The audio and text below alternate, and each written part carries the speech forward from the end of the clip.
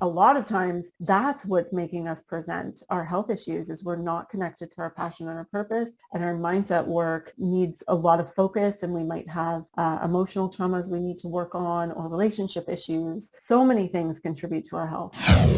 Welcome to the My Future Business Show, where we get you in front of your best audience and keep you there. Not only are we interviewing the biggest names in business to help you become even more successful, we're inviting you to book your spot on the show to help you grow your business. So at the end of the call, make sure you fill in the interview application form at myfuturebusiness.com/interviews. Hello, and welcome back to the My Future Business Show. My name's Rick Nusky. It's great to have you here. If this is your first time on the show, I know you're in for a treat, and if you've been supporting the show for any length of time, thank you very much for that support.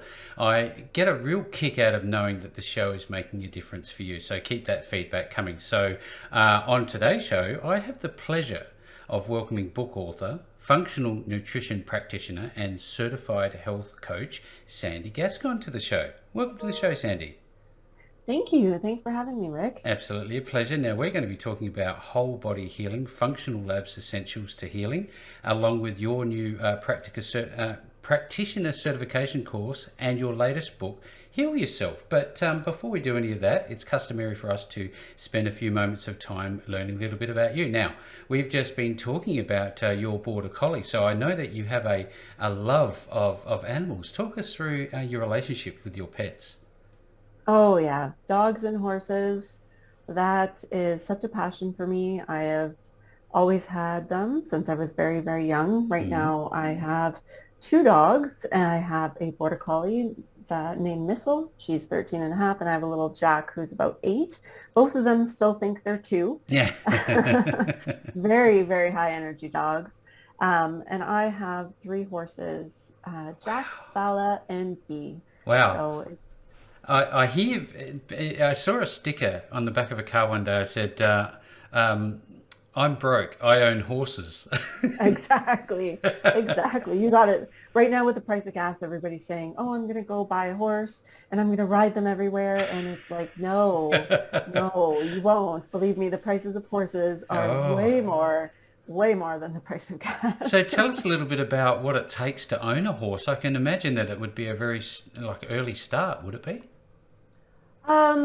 So it really depends. If you have a farm, you can definitely provide for your horses a lot easier, especially if you can grow your own hay. Hay right now is very expensive, especially we're in Florida for half the year, and it's very expensive there. It costs just in hay probably twice as much to feed the horse, just feed, not board, than what I pay for board and feed in Canada.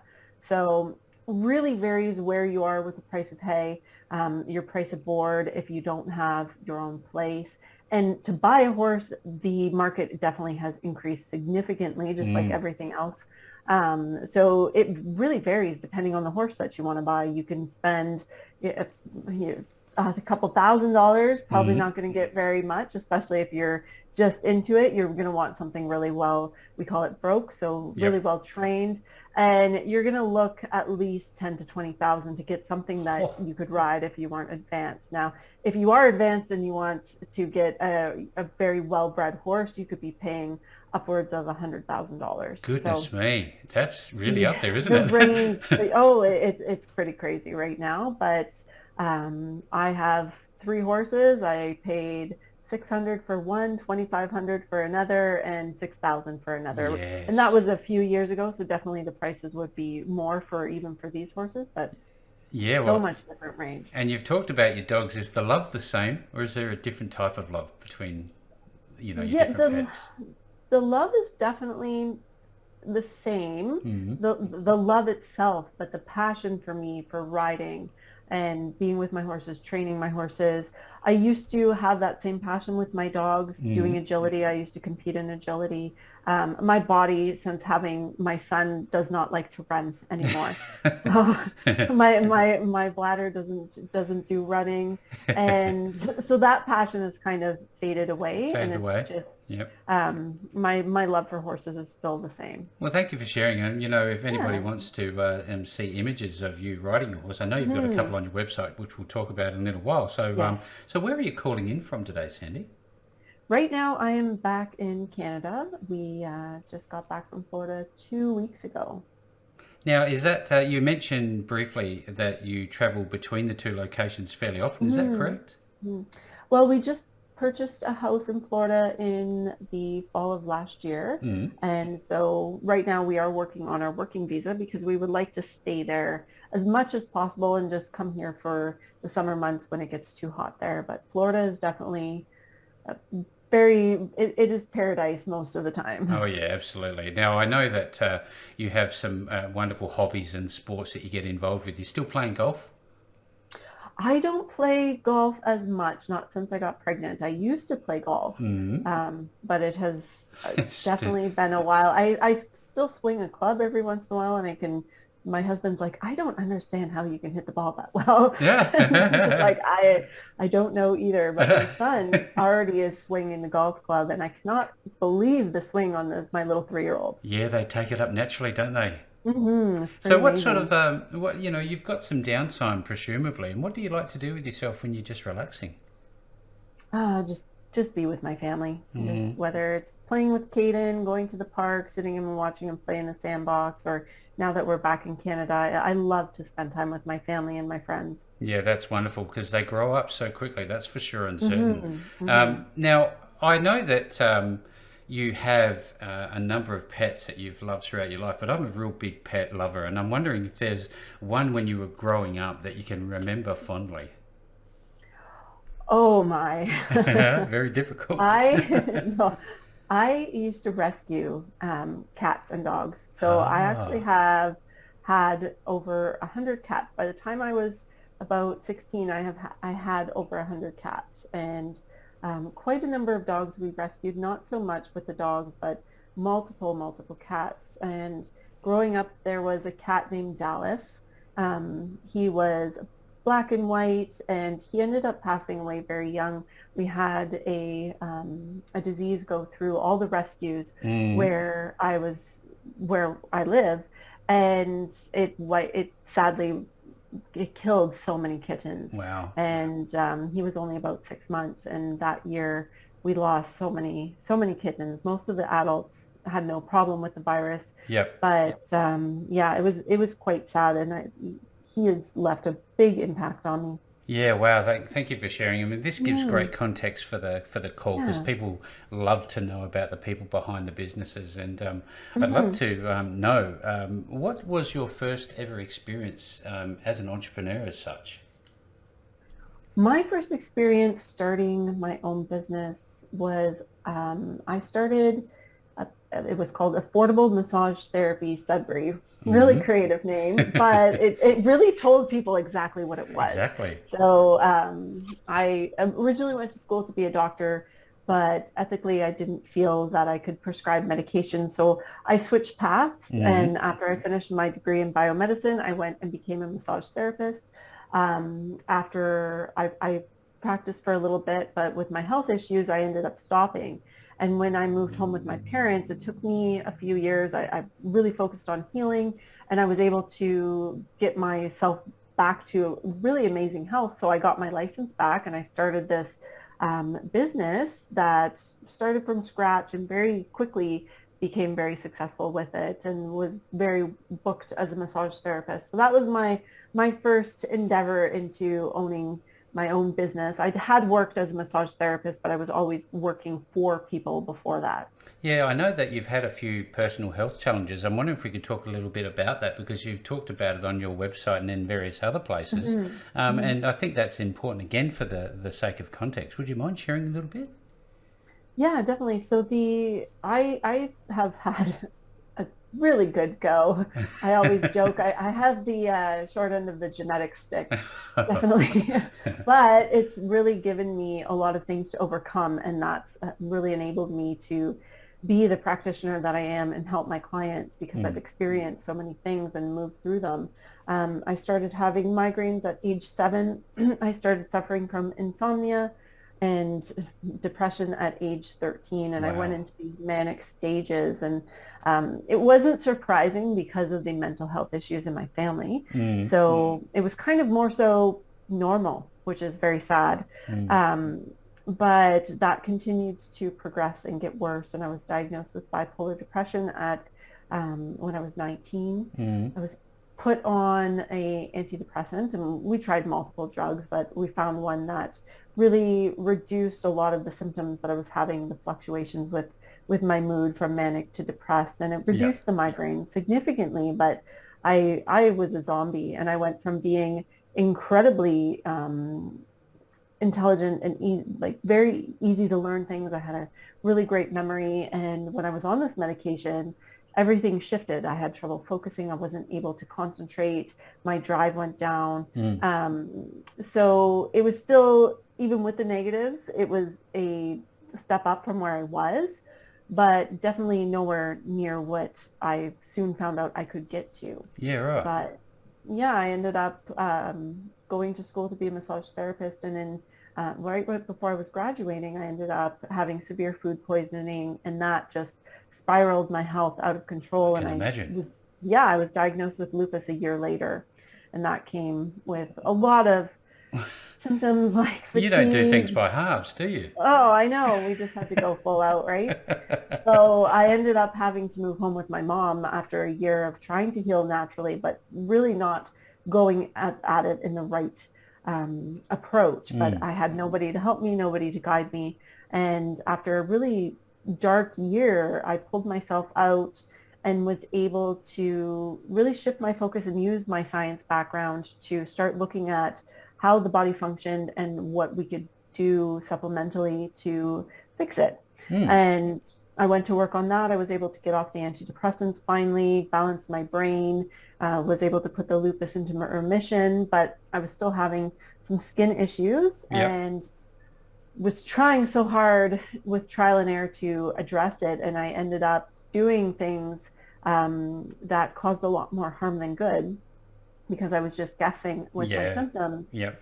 So I ended up developing interstitial cystitis, which, made lupus look easy. Easy. And it was another year because I knew that there was a course, the functional diagnostic nutrition course out there that could help me run the labs and learn how to really see what was going on in my body. But I was having this mindset block. I didn't feel worthy enough. I didn't feel confident enough. I didn't understand how to follow my gut or how to invest in myself and why that was important. And it took me a year of significant suffering to make that plunge and take the course. And Yep. from there, I did a lot of upgrading and learning the new, more advanced testing that we have access to. And I was able to put that to about 90% better. And from there, I graduated from that and was able to hire a business coach because I'm like, wow, I have no idea what I'm doing with the online world. Yeah, wow. Yeah, so I hired a business coach, and she very quickly helped me scale to making about 10,000 a month, Excellent. and she taught me how to scale from there. And very easily in my first year, I hit the six-figure mark. Fantastic. That's That was great. really I mean, cool. it's Yeah. it's it's another version of the rags to riches story, but it's Mm-hmm. personal health challenges. And now along Yeah. that, from talking with you now, you wouldn't know it, but how do you feel today, and has your mindset played a big part in achieving the goals you've achieved so far? Yeah, mindset work has been life-changing. Mm. What we learned, like what she taught me, was not about marketing. It was about shifting my mindset. We spent 2 full months just on my mindset, and I did work on building a website, but um, that was the shift. And from there, I took the Train the Trainer course with Jack Canfield, and Yes, I that was was going a to ask you about that. huge shift. Yeah. Yeah, huge shift. And that really moved my bladder. I realized there that I had a lot of emotional trauma that was affecting my bladder and causing and contributing to the interstitial cystitis. And when I released that, I actually came home from the Breakthrough to Success training, and I didn't have any more bladder pain. It was a 5-day Wow. shift. So I started to incorporate that into my coaching, and it's really, really helped my clients. And that's where what you see in my book, Heal Yourself, is not just about the testing, which is very important, and we want to do it, and we want to test, and we want to get the proper supplements on board. We want to understand our genetics, but the mindset work is so important. And it's also really important to start connecting to our passions and our purpose, because a lot of times that's what's making us present our health issues, is we're not connected to our passion and our purpose, and our mindset work needs a lot of focus, and we might have emotional traumas we need to work on, or relationship issues. So many things contribute to our health. So how do we simplify this? Because, you know, I get this question popping into my mind is it essentially what you think about, you bring about? Yeah, definitely. There is that aspect when you can really get to that level. I Like think intuition. yeah, well, I feel that there's phases that people go through. Like the majority of people are not awake. They are just in victim mentality where everything is happening to them and To they feel them. as though they're a victim.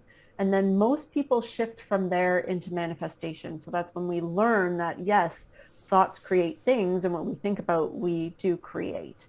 And that really normally moves people into a money-making stage, which most people have to go through that part. And then from there, we see people move more into allowance, where there's a lot of trust and faith that everything is happening.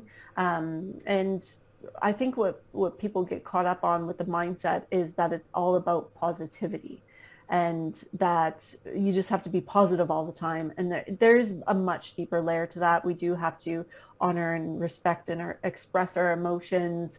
But definitely what we focus on a lot is what we're going to get more of. But if you have a lot of emotional trauma, or you're holding a lot of resentment to your partner or your boss, you're not just going to be able to focus on what you want. You've got to work through those things, express what you need to express, change what you need to change, set boundaries, and really find that confidence in yourself and your value.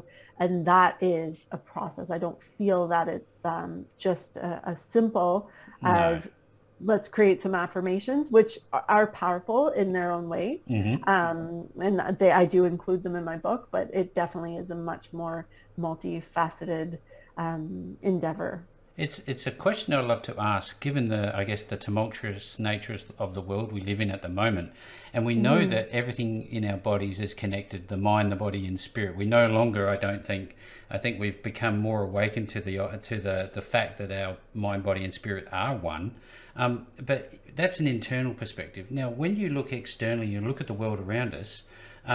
How is it that you go through a day and manage when you hear news that's not favourable, not positive? And how does that affect your body? Um, Definitely for me, it is a deep sense of trust and faith that all things are moving us towards an expansion in consciousness. And Right. some things do need to fall apart in order for that to happen.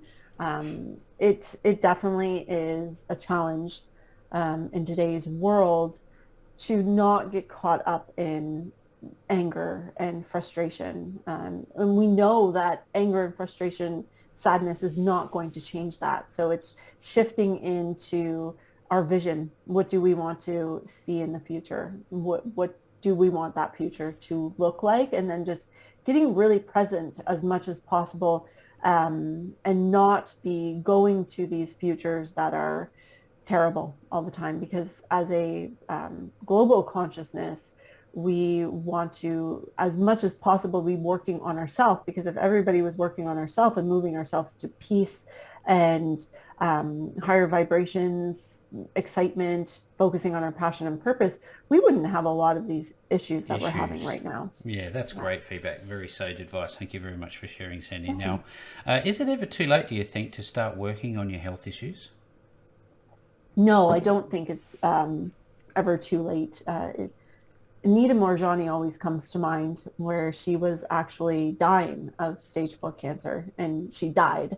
And she had a experience that was quite profound, and I highly recommend everybody read Dying to Be Me. It's definitely one of my favorite books. And she was able to heal from that. Now, is everybody going to have a near-death experience? Possibly, probably not, who knows? I'm not going to make that statement, Elaborate on that. but Yeah. right, but it just shows that anything is possible. Mm. Anything is possible. And I think it really comes down to a difference when we're really trying to attract and create and heal our body. When it comes from a state of need and fear, it doesn't go as well versus if we can find faith and acceptance of where we are, then and still move to where we want to be. That is really the ultimate attraction point. So does this? There seems to be like almost a relationship between the spirit component and religion. Is there an overlap here? Does it relate? Um, Personally, religion I'm not a big fan of because a Mm. lot of it creates limiting beliefs. Like if you read something Mm. and it's telling you a way you need to behave or what you need to follow and act, you're doing that because of the religion versus, okay, what is in your being? The doctrine. And yeah, exactly. And I find a lot of people end up with limiting beliefs that prevent them from following their passion and their purpose and really tuning into what are their beliefs, what is their truth. Yeah. And you're not going to find that by following a doctrine. I Yeah. find that we need to really be open to all things. And I personally have, I've read the Bible, I have followed a lot of scripture, and I've looked into Buddhism and Hinduism and all sorts of different religions, and we can find truth in all of them. Yeah. And any book that we read can bring us a revelation. And it will be very different for each individual person. You can give 10 people a book and one person might have a revelation, one person might, and the rest of them may not. So we really just have to be more open to listening and tuning into what our spirit says and what our truth says, because a lot of people in different religions are living a lot out of fear. Yeah. And a fear of punishment or just a fear that they are going to get in trouble for doing certain things. And if we really tune into when we read something, no matter where it comes from, when you have a revelation, your body tingles and you know that it is a truth. But if you have a block, then you're not even going to be open to it. Yeah, wow, this is great content. Thank you very much for sharing again. Now, I know that you've written your own book, and I want to talk about that at some length. It's called Heal Yourself. What was the reason for writing this book? Well, as a practitioner, I can work probably with about 100 to 150 people a year. And that is because I've been really fine-tuning my business for quite a while. Now, that's a lot of people, and it's great. But I wanted to reach a lot more people and really teach them and show them the importance of this mind, body, and spirit approach and the importance of running labs and getting proper supplements customized for their body. Mm-hmm. And how long did that take to go from start to finish? I started that in January, and I wrote probably about 30,000 words in a few weeks, and then I got really scared. And then I put it aside. I was writing the science part, and I had a lot of fears coming up that wasn't good enough, nobody was going to read it, and all sorts of things. So I put it aside, and the universe decided to break it down into smaller steps for me. So in March, I ended up having the idea to write the meditation part, and I sat down for 3 weeks and I wrote about 30,000 words and sent it off to the editor, and they're like, this is too short. I'm like, Too short? It was too short at 30,000 words. Oh, my goodness.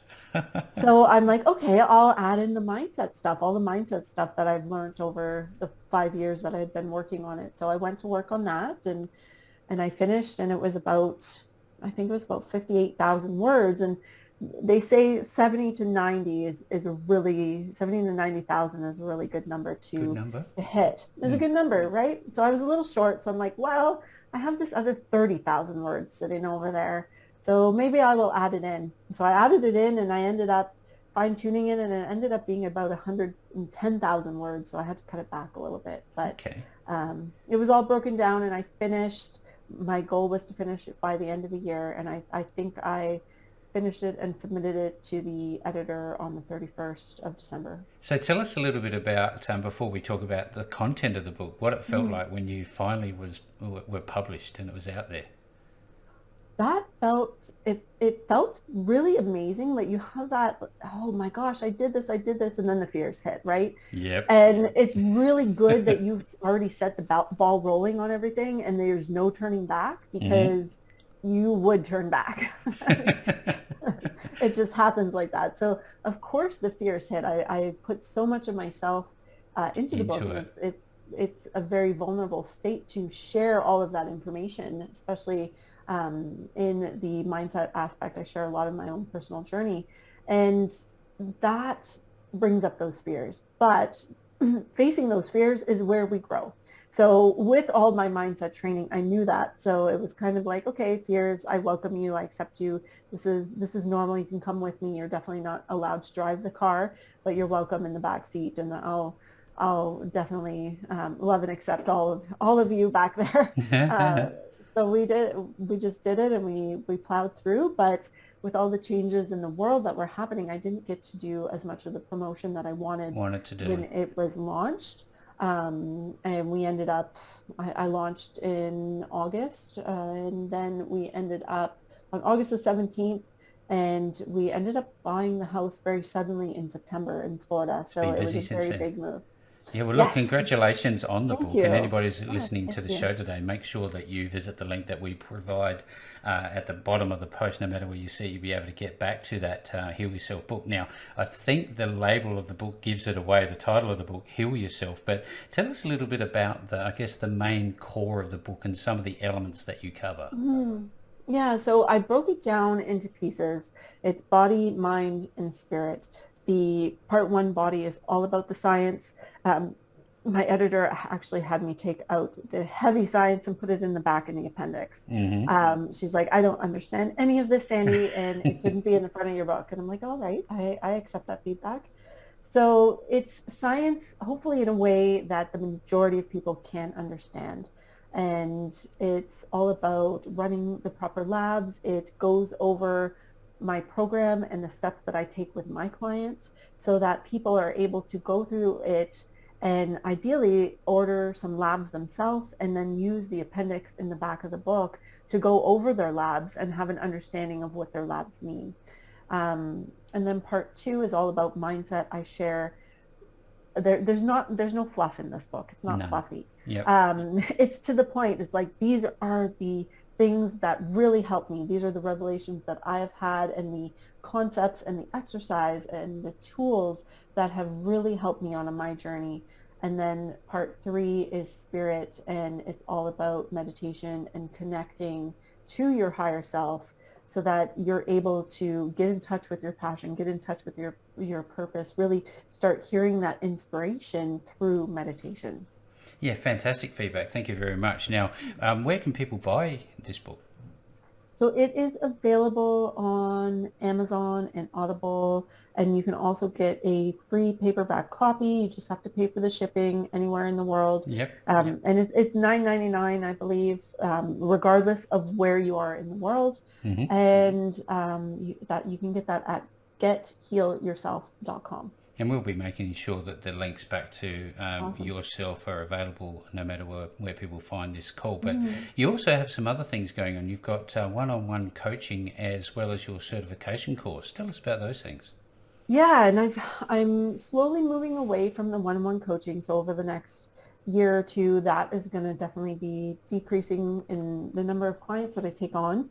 I just have so many people contacting me on a daily basis, wanting to work with me, and there's only so much that I can do. And right now, my focus and my passion right now is my Integrative Healing Academy, and that's where I teach people to do exactly what I do, to be able to work from home. You can work anywhere in the world. You can learn how to analyze and interpret labs and design protocols for your clients and help them on their healing journey. Yeah, that's wonderful. There's just so much to unpack here, and it's not likely that we'll be Mm-hmm. able to cover it all. As you No, mentioned, it's definitely. very deep, and there's a lot you can learn, and we'll share your main domain shortly. So, Mm. in that, where do people connect with you, and what's the process that you take them through to start working with you, Sandie? Yeah, so if they're looking for more information with working with me, they can actually go to sgintegrativehealing.com, and the Integrative Healing Academy website will be up shortly. We're just getting ready for the first launch, which is going to be opening for enrollment in May, well, actually just in a couple weeks. Yeah, wow, time It's flies, just doesn't it? Yes, and I'm only taking a limited number with our initial beta launch just so that I can make sure everybody has the tools to be successful in the course.